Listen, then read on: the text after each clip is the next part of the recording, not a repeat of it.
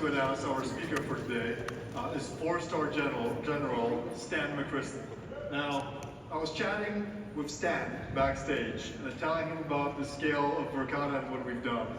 And he made us feel really small with our scale. Stan, as he likes to be called, he told me if I call him Stanley, don't call him Stanley, less is more, fewer words. So Stan is how we will refer to him from now forward. Told me a story of managing 150,000 troops in 45 allied countries for a counterinsurgency and counterterrorism effort in Afghanistan. That's incredible scale, and Stan is no stranger to protecting people and living our mission at a massive scale. Please join me in welcoming Stan for our final keynote.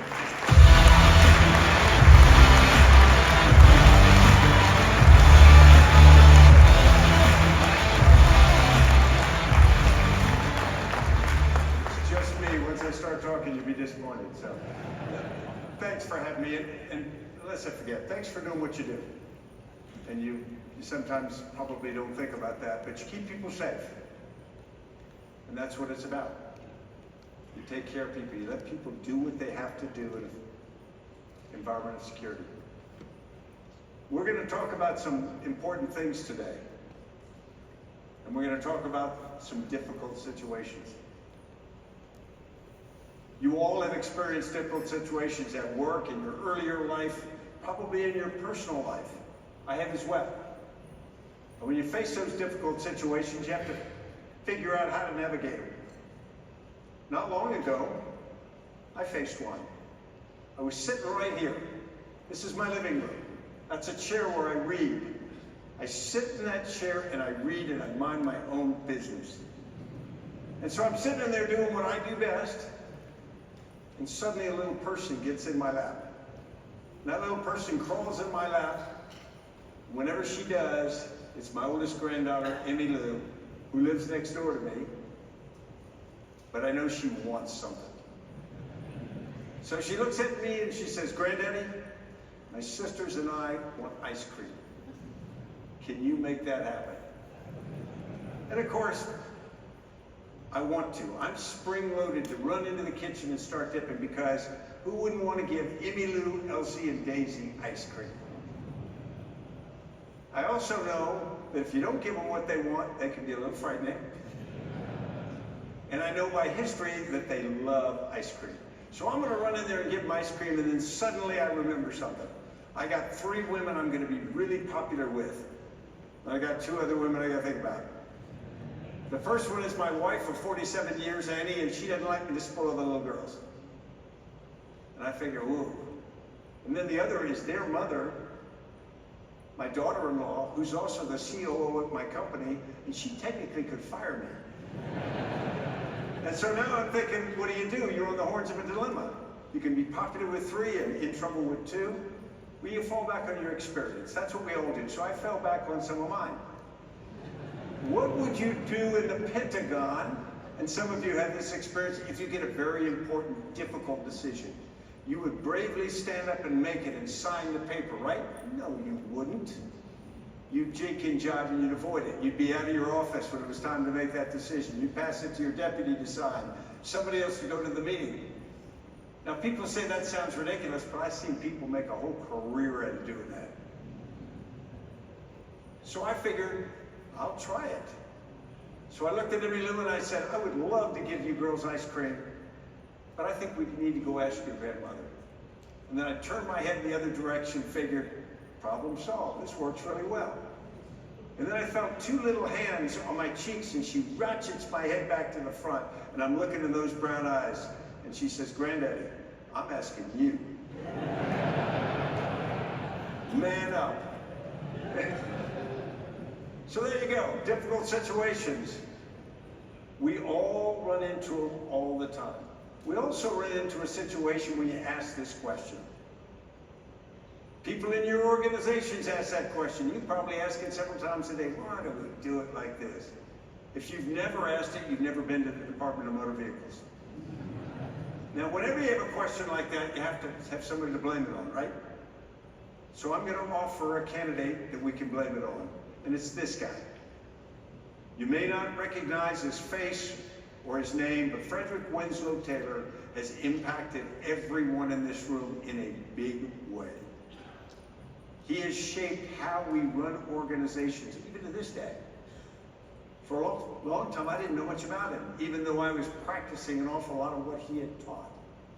And he was an interesting guy. He grew up outside Philadelphia in the second half of the 19th century, son of a lawyer, very smart young man, applied to Harvard College, very bright guy.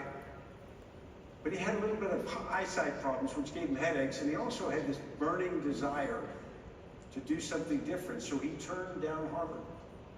And instead he went to work on factory floors because he was fascinated with the idea of efficiency. So he became famous for going to factory floors with a stopwatch, a tape measure, a little notebook, and a pencil. And this was really the early years of the Industrial Revolution. Machine tools were going forward. Energy was much more available.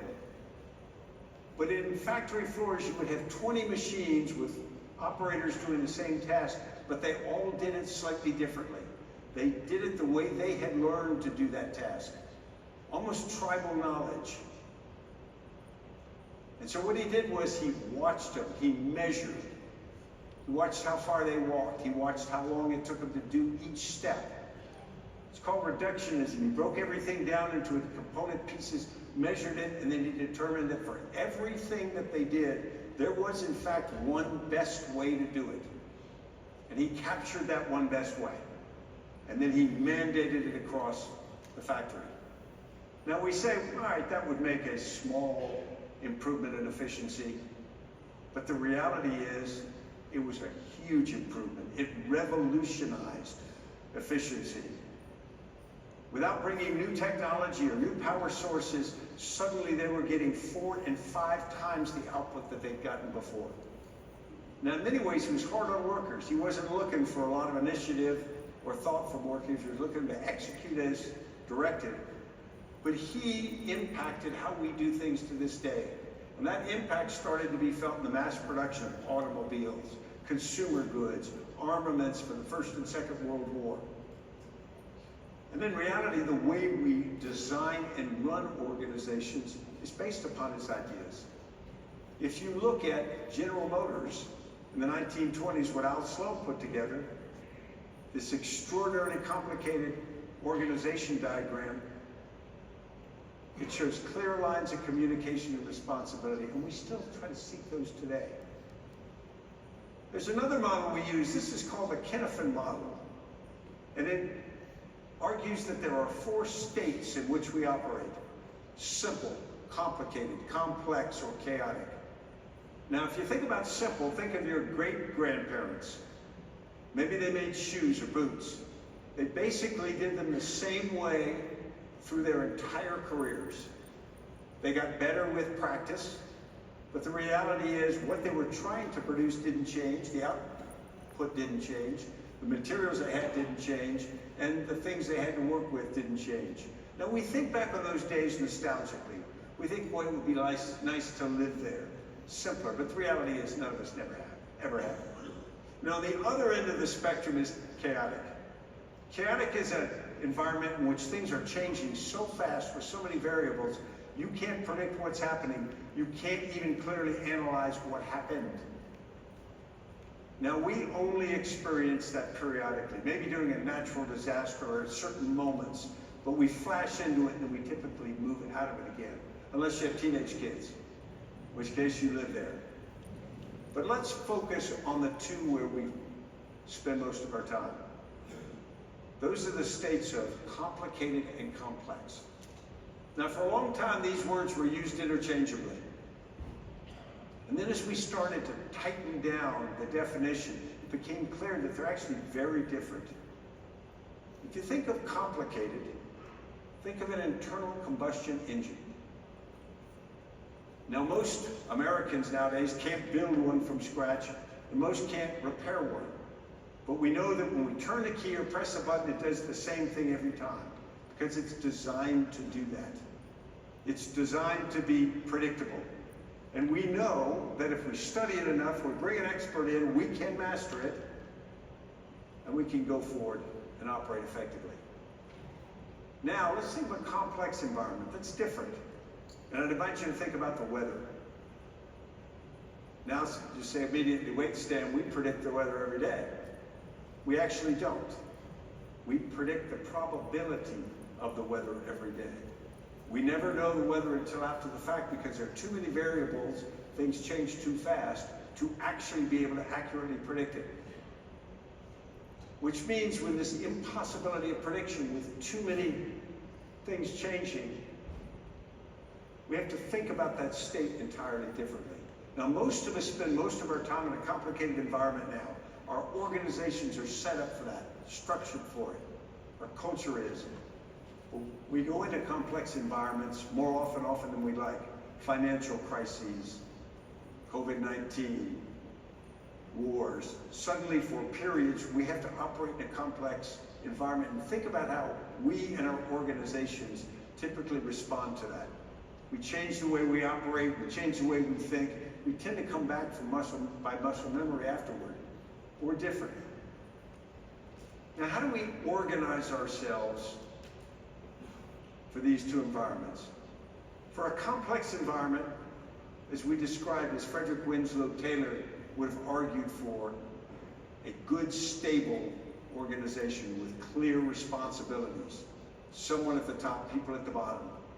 Everyone knows what they're supposed to do because the genius at the top designed it that way. Those of you who are Navy veterans or been on a nuclear aircraft carrier know what I'm talking about. You basically have 5,000 18-year-olds in colored sweatshirts running this extraordinary thing, launching armed aircraft off day and night. It's an impossibility, but they do it every day. In the Army, we describe the Navy as an organization designed by geniuses to be run by idiots. And I'm not sure we're wrong, because what they've done is they've broken things down that if everybody does their job right, it works.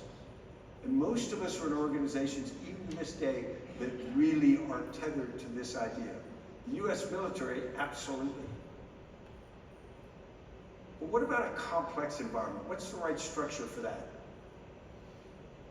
The answer is, we're not sure. The answer is, it depends. We have to be very adaptable for the conditions in the moment, for that situation. Now, I grew up in a complicated environment, in a U.S. military. And if you look up the United States Army in the dictionary, you don't see adaptability in the definition. But it's a great organization, great values, great stability. It's clear what they want you to do. But in the last third of my career, decade, I ran into something that was very different. It changed the way I think about it. Organizations and leadership, how teams have to operate. Many of you will recognize this picture. This is April 1980 in a place in Iran, about 200 miles east of the capital city of Tehran. What had happened in November 1979, Iranian students had seized the American embassy, taken Americans hostage, let a few go, and held 53. Now these were official Americans, embassy employees. And President Jimmy Carter, in the last year of his first term, ultimately his only term in office, was faced with this diplomatic crisis. He tries to negotiate with the government of the Ayatollah Khomeini, but they weren't easy to work with. So he ordered the U.S. military to prepare a rescue attempt. Now, if you think of the problem, the hostages are held at the U.S. Embassy in the capital city of Tehran. The capital city is denied to all Americans, as is the entire country of Iran. So you've got to get a rescue force into a denied country, got to get to their capital, got to get to a U.S. embassy, which is 27 acres in size. You've got to find the hostages in a situation that's expected to be a firefight, and then you got to get them out. So they put together this extraordinarily complicated plan that involved C-130s, MH-53 helicopters, infiltrating at night with first generation night vision goggles, which were pretty crude in those days, low level, under Iranian radar for detection, land in a piece of deserted desert, which was deemed stable enough to use as a temporary airfield, transload the raid forces from the fixed-wing aircraft to the helicopters, then fly over to the capital city of Tehran. But now you've run out of darkness. So you have to hide this raid force in the suburbs of Tehran for the entire period of daylight the next day. And then that afternoon, late afternoon, trucks would come out of the city, pick up the raid, the commandos, about 100 of them. They would drive into the city in trucks, go to the embassy, rescue the hostages, and then you got to get out. So the plan was to bring the helicopters in to land in a soccer stadium across the street from the embassy, take the rescued hostages and the raid force, get on the helicopters and fly out. But you don't have enough fuel to fly those helicopters out of Iran now. So we had to bring another force in to seize a different airfield, land the aircraft there, land the helicopter. Well, the plan didn't work. There were 10 steps to it. They were all hard. And they had a tragic failure in that first transload airfield, a place called Desert One. 8 Americans were tragically killed. Their bodies had to be left because of the situation in the moment. Equipment was abandoned, and President Carter had to go on TV and accept responsibility for the failure. So with a failure of that magnitude, because remember 4 years before, the Israelis had gone to Entebbe and rescued their citizens. Now, American Special Operating Forces had been called in and failed completely. They studied it to try to figure out what went wrong. Who lacked the commitment or courage or competence. They couldn't find that. They actually found good people working hard. But if you summarize the mission, it's U.S. Navy helicopters flown by U.S. Marine Corps pilots carrying U.S. Army commandos and U.S. Air Force cargo planes. And the 4 groups had never worked together before. So you had an ad hoc group put together to do an extraordinarily difficult mission, and it fell apart at the seams. So in the wake of that, they decided to fix that problem by creating a standing joint task force for counterterrorism, known as Joint Special Operations Commander, JSOC. Now, if you don't know the term JSOC, you know of the force indirectly.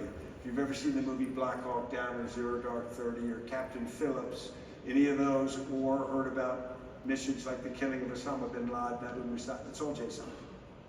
And the things you hear today, it is the counter-terrorist part of American Special Operating Forces.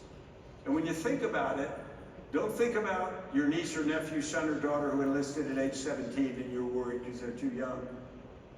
The average age is about 35. Everybody's got a family, a mortgage. 50% of Delta Force had been wounded in combat by the time we were well into the war in Iraq and still in the fight. So they're a different level of operator. Now when you see them, they've got that very unique look. They've all got beards or long hair and big shoulders and knobby knuckles. They carry exotic weapons. And in the movies, they have those surly, arrogant attitudes. That's absolutely accurate. They nailed it. So in 2003, I'd grown up in this community. Suddenly, I made the commanding general. Now, it was great to join an organization you've grown up in because you knew them, they knew you. It was a purpose-built counter-terrorist force, the best in the world, easily. And we were built on the Dream Team concept. The Dream Team concept is you go get the very best people or teams, you put them together, and you have the best big team. And we've seen that work periodically, but we've also seen sometimes, and that might not be the case. Well, JSOC brings these organizations together, Delta Force, SEAL Team 6, the Rangers, aviation units, and every member of every unit is specially selected, exquisitely trained. We are lavishly resourced, even in periods when defense budgets go down. But when you're in any organization, you know certain little truths that you don't publicize to the world. Like inside JSOC, we knew that as good as we were and as cool as people thought, actually, Delta Force didn't like the SEALs very much. The SEALs hated Delta. Both of them looked down on the Rangers, and nobody would talk to aviators because why would you? So the reality is we have this group of very elite, cohesive teams, but they're tribal in nature. And they don't want to deal with each other. And they certainly don't want to deal with anybody outside the command. So instead of having this dream team, we've actually got this siloed, segmented tribe of tribes that is less than the sum of its parts. Now, we were so good at certain things, and for narrow missions of limited time and duration, we could send part of the force. You never saw that weakness. But starting in the fall of 2003, it became brutally evident to us that that was our critical vulnerability. Now, in 2003, two things happened. The invasion of Iraq in the spring, and then by the October of 2003, Iraq is going down the tubes, the American effort there. We were getting resistance not only from Iraqi population at large, but there had been the emergence of a special terrorist threat that became known as Al-Qaeda in Iraq under a young Jordanian named Abu Musab al-Zarqawi. So things were looking horrific. And I get made the Commanding General of JSOC. Now, I didn't really get the intersection was going to have that much impact on me, because I thought I was going to follow a group of my predecessors. I was going to make the command a little bit better, doing what we've always done, and I was going to be successful. And I get there, and the situation doesn't allow that. Now, I felt very good about it initially, because I got in and they said, you focus on Al-Qaeda in Iraq, not the other problems in Iraq. And I knew that my force, for as different as we looked, at its heart was a Frederick Winslow Taylor military-shaped hierarchy. That was our DNA.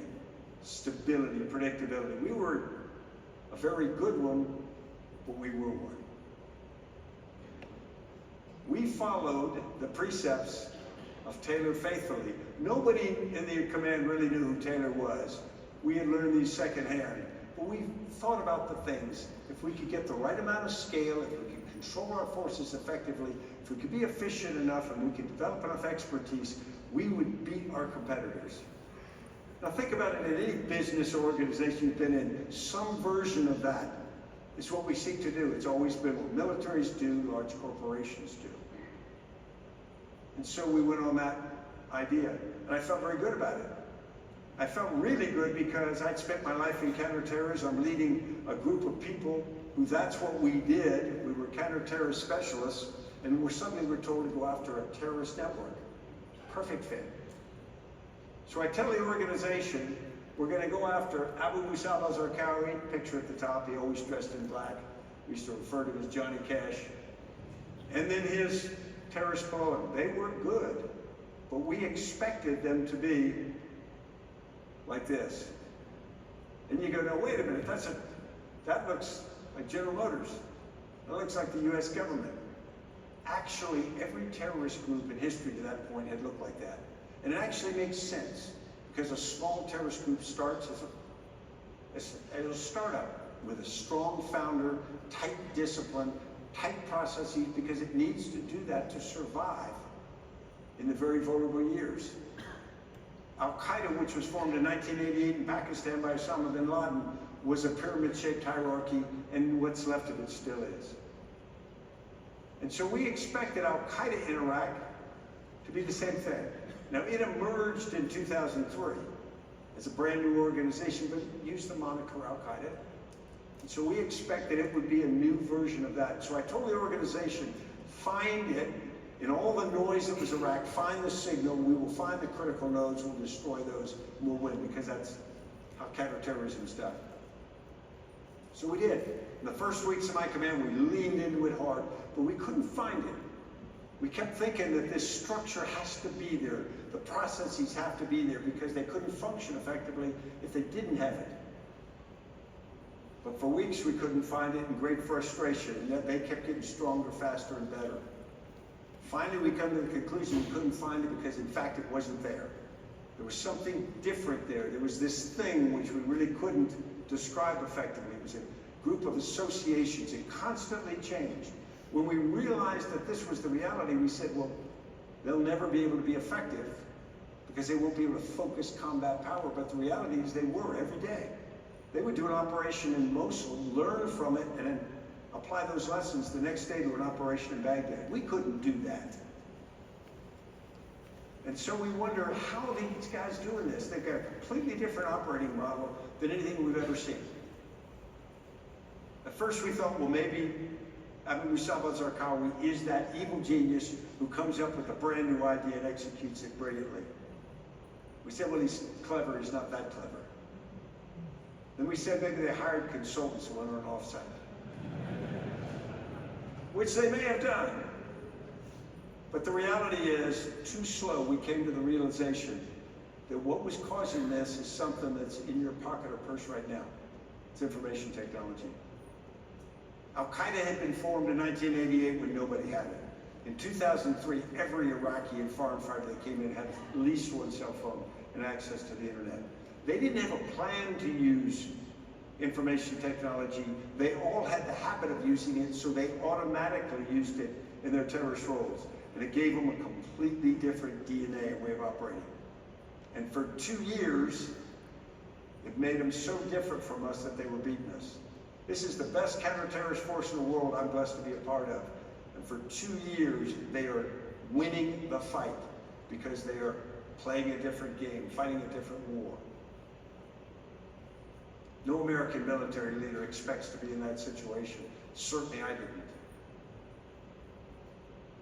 So I thought about what is happening. We're focused on the things that we thought about from Frederick Winslow Taylor. They made sense. But then we realized that the problem wasn't really the fact that Al-Qaeda in Iraq was different. The problem was that the environment in which we operated was different. It had changed. So we had to change. The problem now really wasn't the enemy, the problem was us. And that sometimes can be harder to change than the enemy itself. We had an imperative. We had to function collectively. Now, when I say JSOC, you think of an organization in a single room operating. We were at 76 different bases across 27 countries. We had to fight a synchronized war every day.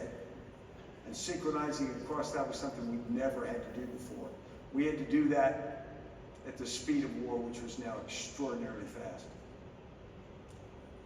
We had no blueprint, no experience in how to do that. But I'll give you a couple glimpses of what we did as adaptations. The first is, this is just an overall depiction. We're at a whole bunch of different locations, but we have to function as one team. We started by thinking how we communicate. Every day we had an update, an operations and intelligence update in the morning. Most organizations have some version, every military unit does. When I took over, this meeting was about 50 people for 30 minutes. And what we did was the people forward outside Baghdad where I was and our rear headquarters at Fort Bragg would communicate. We talk about the situation, make plans. And then the idea was based on the chain of command. That meeting would be followed by a meeting at the next level, and then they'd have a meeting at the next level, then a meeting at the next level. And it follows the sacred nature of the chain of command in the military, which is you never tell your subordinates what to do. You let the chain of command work. The problem was we had 6 levels in the chain of command, and this is too slow. If you do the math, you do the first meeting at 9, next meeting at 10. By the time you get down there, they don't have time for this foolishness. So we had to change the way we operate, but yet we're going to be going against the grain of everything we learned in the military, or lose. So we did change it. We started by changing this meeting. Instead of letting 50 people for 30 minutes, we opened it up to 7,500 people for 90 minutes, every single day. Now here's some of you starting to shake. You go, that's terrifying. That's the mother of all meetings. And in reality, it was the most efficient thing I've ever been a part of. We were all connected by information technology, which blessedly allowed us to do secure video teleconferencing from all these locations, some with a single person, some with 50 or 100 people. And every day, what we did is we got together, we said, here's the situation, here's what we're trying to do, here's the changes in the battlefield. We didn't tell people what to do. It wasn't a briefing to the commander or the issuing of orders. You didn't have to. If you showed everybody what was happening and reminded them what we are trying to do overall, they can figure out specifically what to do that's appropriate in their lane. It changed the dynamics of the organization, connected it, established relationships. They used to be up and down the chain, now they were in every direction. Now, to be sure, we still had to be good at what we did. When we went on target, we had to win most firefights. That's the best you could do. And we did. And we were proud of that. But when I first took over, we'd win these firefights, about 70% of them, meaning we would capture or kill the enemy leader we were after. We felt good, but we weren't changing the fight because the enemy was too big and moving too fast. So when we started to do more, in the first months of command, as I leaned into them, I said, harder, harder, harder, but do the same way we've been doing. We had more activity, but we didn't have a different outcome. It wasn't until we changed how we connected, the relationships, where we made decisions, who made decisions, that we changed the basic nature of the organization and started to operate like a human brain. It completely changed the role of leaders. When I took over, I personally approved every operation because they're important. But when we sped up, that was impossible, unnecessary, and would have been the wrong thing to do. We developed what we call shared consciousness, common contextual understanding of what's happening. So everybody's trying to accomplish the same thing. Now, to give you an idea of some numbers, when I took over in October 2003, we're doing 4 raids a month, 1 a week. It took time to gather information, plan for the raid, execute the raid, digest that, and then plan the next one. About 70% effective, we felt good, but we're not making even a dent in the enemy. The first few months, I pushed the organization to speed up, and we got up to 18 raids a month by the following summer, 1 every other night. We're still about 70%, so we're taking 13 or 14 enemy leaders out of the fight every month. And I thought that would bring them to their knees. I thought there's no way they could take that attrition. But the organization responded as though it was fine. They just self-healed, moved on, got better. In some ways, you could argue we were killing the stupid ones. So we made the organization smarter. But the reality is it wasn't working. It wasn't a change until we changed the basic premise of how we interacted. By the summer of 2006, we'd gone from 1 raid a week to 10 every night. Every single night. And you look at that and say, well, how long could you do that? We kept that pace up for 2.5 more years. Every week, every month, every year. We ran Al-Qaeda in Iraq into the ground, and they were defeated by late 2008. ISIS came back later in the embers because certain decisions were made, but the reality is we defeated that organization essentially because we sped up and we got more focused than they could be. Now, how'd the change look? Sometimes people come to me and they say, okay, Stan, you transformed JSOC. We never said the word transformation. I never thought the word transformation. I just thought we're going to do what we have to do to win. But we did change what we focused on. If you think about what we started with, pretty soon we're now connecting in different ways. We didn't reorganize because actually the pyramid-shaped hierarchy was good for logistics, personnel, all the basics. But for information sharing and decision making, it wasn't. So we changed our processes and culture. And we now focused on leadership, speed, agility, and execution. We didn't throw out efficiency or other things. We focused on these because these became the differentiation for the environment we were in and the foe we faced. It applies almost everywhere. I've been out now for 14 years, and every time I work with a really good organization, I find when they can harness this kind of energy, they do even better. Now, how do you get organizations to change? Because successful organizations are more difficult because they feel good about where they are. You've heard me talk for a while. You know how I inspire people to change. I put on my most charismatic clothing. I get in front of them and I make my pitch, and you know how these seasoned, hardened counter-terrorist guys responded.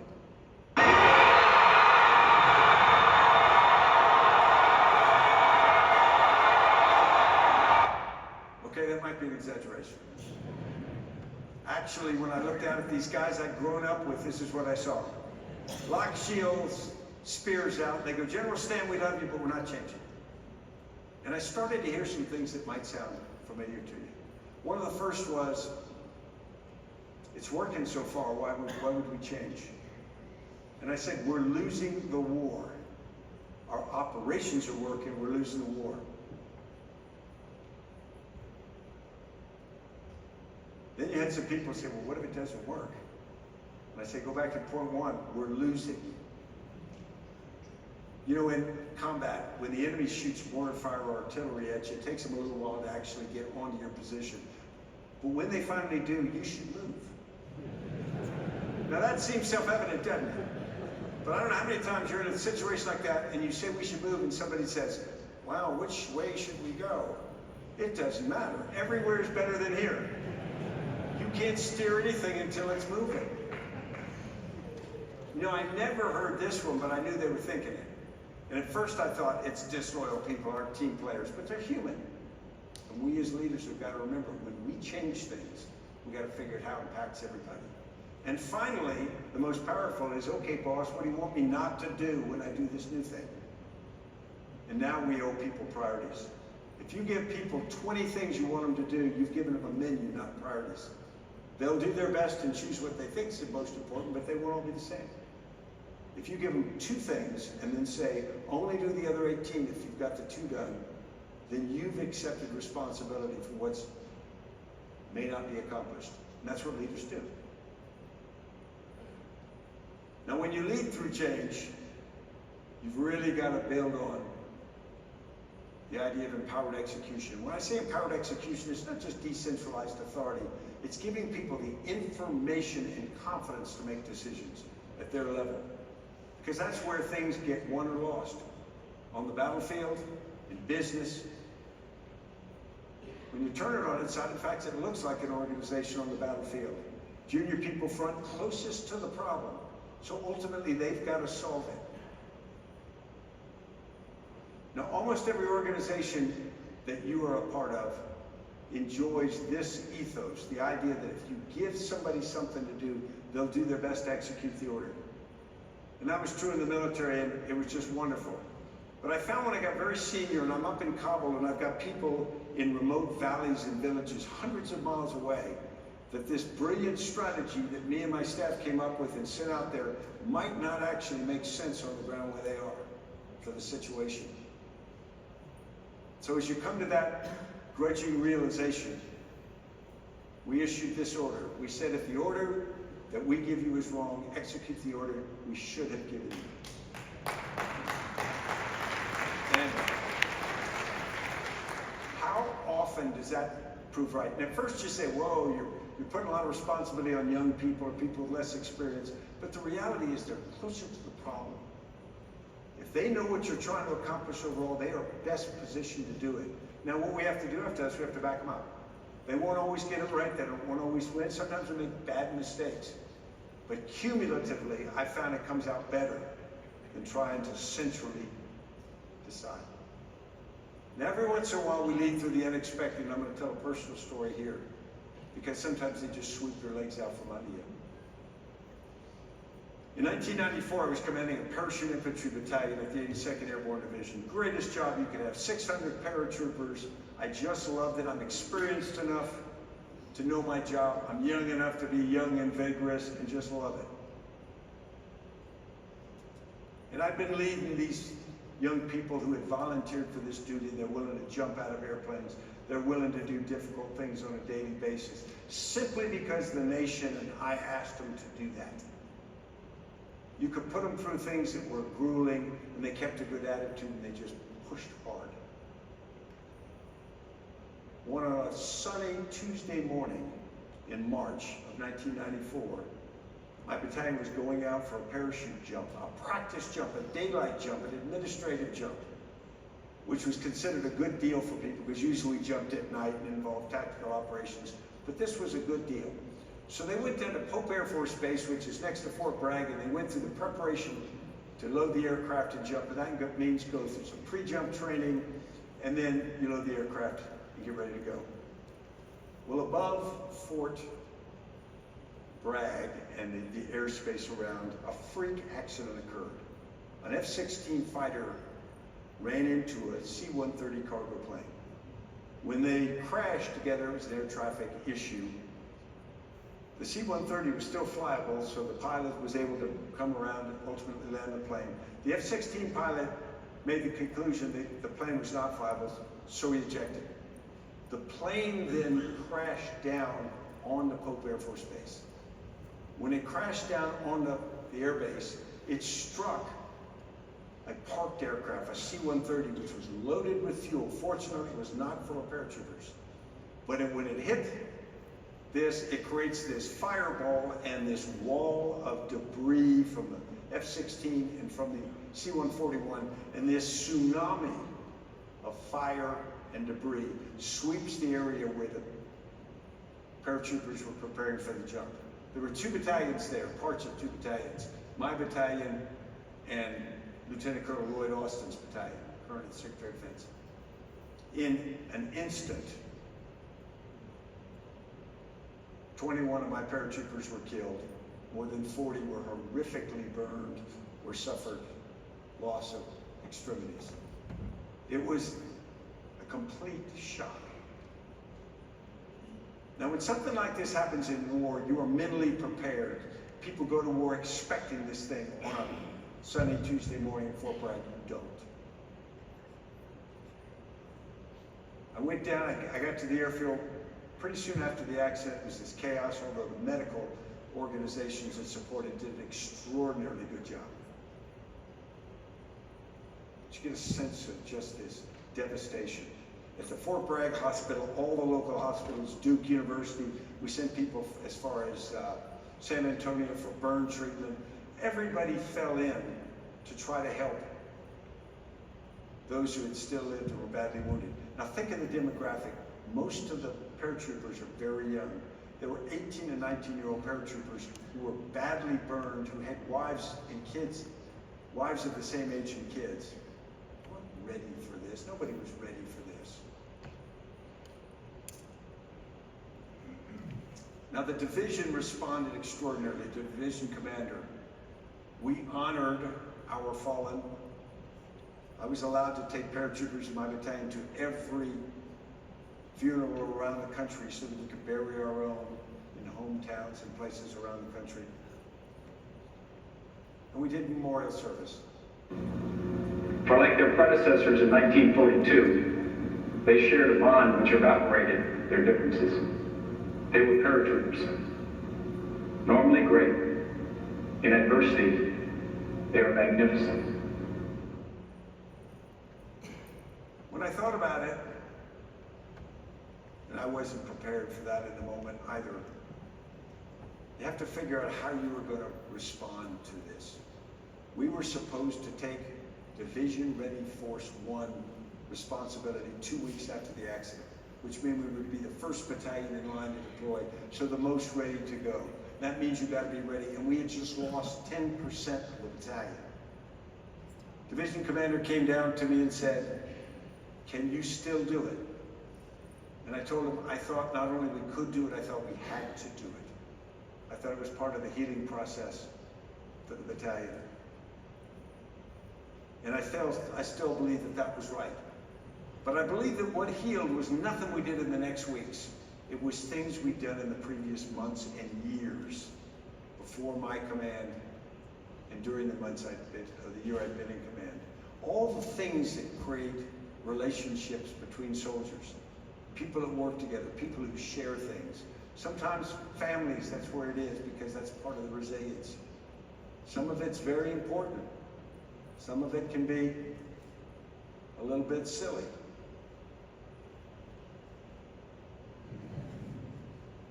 But it's all the sinew we build before those moments that we really can never be ready for. What you're doing here this week is part of that. Sometimes you think, well, I ought to be off doing something more important. I would argue there's nothing more important than you can do than build bonds with the people that you work with. The backstory of this was a young ranger who'd been wounded in Afghanistan, and I went to give him a Purple Heart, and I pinned a Purple Heart on him, but I also gave him one of the commander's coins, which mine were unique because they were also beer bottle openers. And when he sees this, I thought he was going to throw away the Purple Heart, and he goes, "This is the coolest thing I've ever seen." I said, "Well, don't get wounded again, because I won't give you another." But this is really what it is. This is what we do. We build organizations. You have the expertise. You know how to do the functional things you do. The magic is doing the human things that make the functional things possible. It's all about reimagining what we think leadership is. I grew up thinking leadership was all military.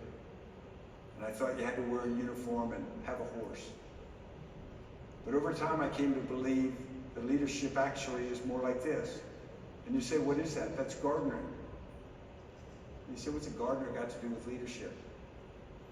Because actually plants do all the work. But gardeners are unimportant. They prepare the ground. They plant. They water. They weed. They feed. The appropriate time they harvest. They create an environment, an ecosystem, which plants can do that which only plants can do. And the gardener becomes an enabler, not a single point of failure. And I came to believe that that's the kind of leadership that's needed in a complex environment that we face today. And I would term it most effectively, eyes on, hands off. Only touch it when you need to. Okay, everyone in this room has sat here patiently with one question burning in your mind. And I know it. I know what the question is. And I know you've been desperate to ask it.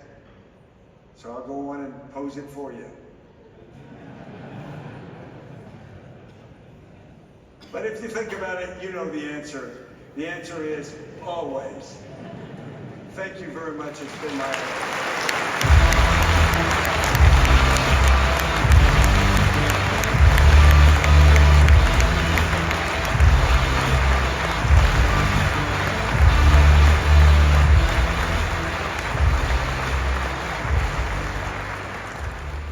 Thanks everyone. Thank you for joining today.